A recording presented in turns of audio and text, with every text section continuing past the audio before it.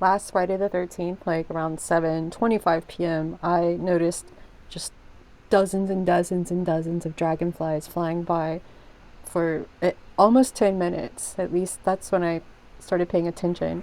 And then later that night, I had a couple on the porch that were kind of attracted to the light. So I was trying to catch it and I already got one off the porch, but then I had to get this other one. It was going kind of crazy. And they're really big, but I'm not afraid of them.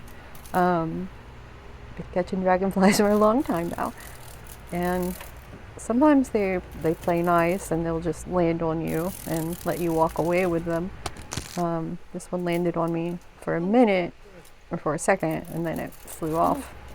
And I was finally able to grab it and ran it over to the dark side of the porch where I could let it go and don't want it really seeing any light.